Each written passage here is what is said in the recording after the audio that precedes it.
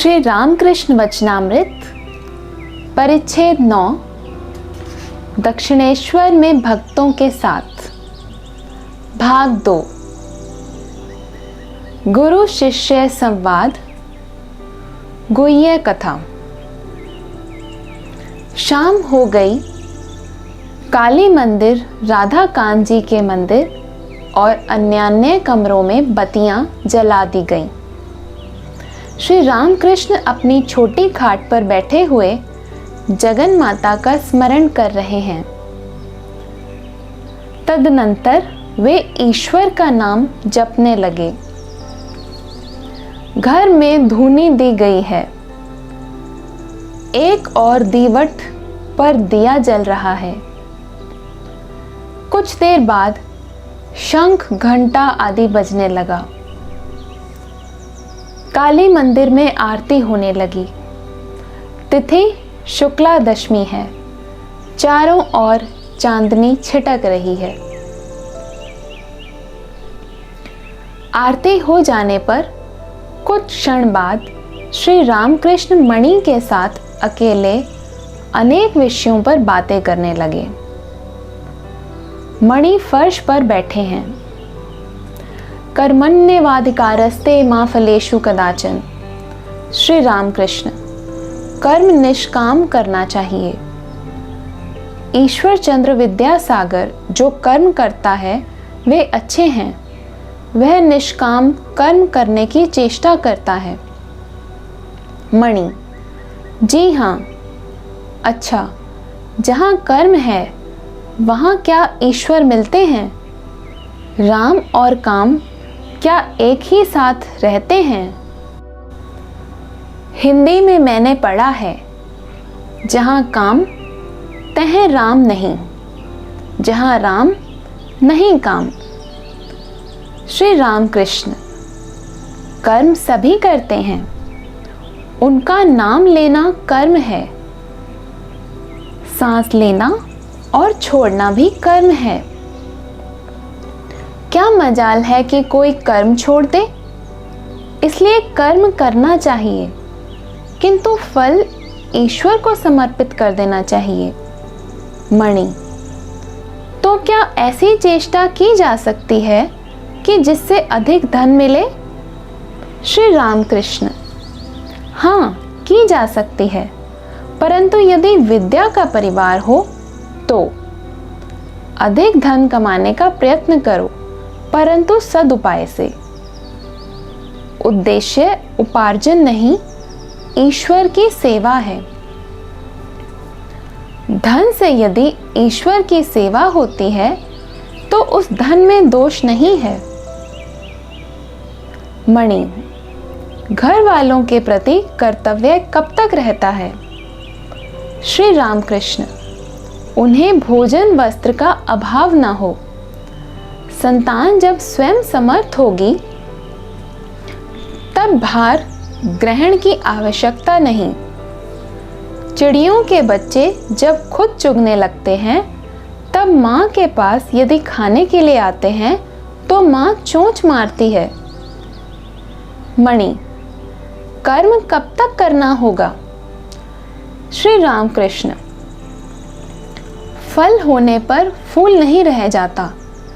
ईश्वर लाभ हो जाने से कर्म नहीं करना पड़ता, मन भी नहीं लगता। ज्यादा शराब पी लेने से मतवाला होश नहीं संभाल सकता। दुअन्नी भर पीने से कामकाज कर सकता है। ईश्वर की ओर जितना ही बढ़ोगे उतना ही वे कर्म घटाते रहेंगे। डरो मत। गृहस्थ की बहू के जब लड़का होने वाला होता है तब उसकी सास धीरे धीरे काम घटाती जाती है। 10वें महीने में काम छूने भी नहीं देती। लड़का होने पर वह उसी को लिए रहती है। जो कुछ कर्म है, जहाँ वे समाप्त हो गए कि चिंता दूर हो गई। गृहिणी घर का सारा कामकाज समाप्त करके जब कहीं बाहर निकलती है तब जल्दी नहीं लौटती। बुलाने पर भी नहीं आती। ईश्वर लाभ तथा ईश्वर दर्शन का अर्थ। मणि, अच्छा, ईश्वर लाभ के क्या माने हैं? ईश्वर दर्शन किसे कहते हैं और किस तरह होते हैं? श्री रामकृष्ण, वैष्णव कहते हैं कि ईश्वर मार्ग के पथिक 4 प्रकार के होते हैं: परवर्तक, साधक, सिद्ध और सिद्धों में सिद्ध। जो पहले ही पहल मार्ग पर आया है वह परवर्तक है। जो भजन पूजन, जप ध्यान, नाम, गुण कीर्तन आदि करता है वह साधक है। जिसे ईश्वर के अस्तित्व का अनुभव मात्र हुआ है वह सिद्ध है। उसकी वेदांत में एक उपमा है, वह यह कि अंधेरे घर में बाबूजी सो रहे हैं, कोई टटोलकर उन्हें खोज रहा है। कोच पर हाथ जाता है तो वह मन ही मन कह उठता है, यह नहीं है। झरोखा छू जाता है तो भी कह उठता है, यह नहीं है। दरवाजे में हाथ लगता है तो यह भी नहीं है। नेति नेति नेति। अंत में जब बाबूजी की देह पर हाथ लगा तो कहा, यह बाबूजी यह है, अर्थात अस्थि का बोध हुआ। बाबूजी को प्राप्त तो किया किंतु भली भांति जान पहचान नहीं हुई। एक दर्जे के और लोग हैं जो सिद्धों में सिद्ध कहलाते हैं। बाबूजी के साथ यदि विशेष वार्तालाप हो तो वह एक और ही अवस्था है। यदि ईश्वर के साथ प्रेम भक्ति द्वारा विषय परिचय हो जाए तो दूसरी ही अवस्था हो जाती है।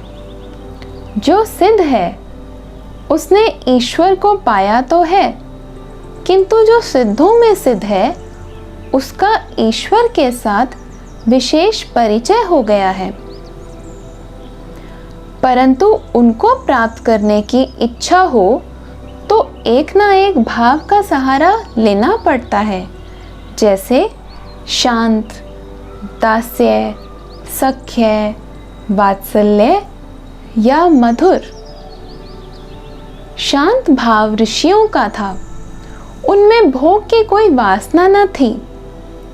ईश्वर निष्ठा थी, जैसी पति पर स्त्री की होती है। वह यह समझती है कि मेरे पति कंदर्प हैं। दास्य, जैसे हनुमान का राम काज करते समय सिंह तुल्य। स्त्रियों का भी दास भाव होता है, पति के हृदय खोलकर सेवा करती हैं। माता में भी यह भाव कुछ कुछ रहता है, यशोदा में था। सख्य, मित्र भाव, आओ पास बैठो। सुदामा आदि श्री कृष्ण को कभी जूठे फल खिलाते थे, कभी कंधे पर चढ़ते थे। वात्सल्य, जैसे यशोदा का, स्त्रियों में भी कुछ कुछ होता है। स्वामी को खिलाते समय मानो जी काट कर रख देती हैं। लड़का जब भरपेट भोजन कर लेता है तभी माँ को संतोष होता है। यशोदा कृष्ण को खिलाने के लिए मक्खन हाथ में लिए घूमती फिरती थी। मधुर, जैसे श्री राधिका का, स्त्रियों का भी मधुर भाव है। इस भाव में शांत, दास्य, सख्य, वात्सल्य सब भाव हैं। मणि, क्या ईश्वर के दर्शन इन्हीं नेत्रों से होते हैं? श्री रामकृष्ण, चर्म चक्षु से उन्हें कोई नहीं देख सकता। साधना करते करते शरीर प्रेम का हो जाता है। आंखें प्रेम की, कान प्रेम की। उन्हीं आंखों से वे दीख पड़ते हैं, उन्हीं कानों से उनकी वाणी सुन पड़ती है और प्रेम का लिंग और योनि भी होती है। यह सुनकर मणि खिलखिलाकर हंस पड़े।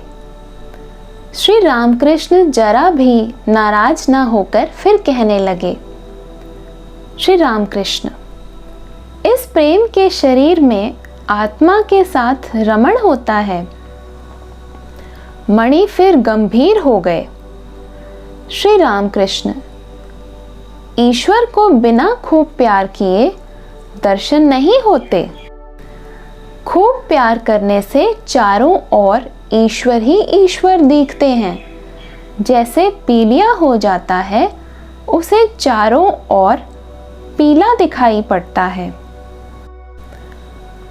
तब मैं वही हूँ, यह बोध भी हो जाता है।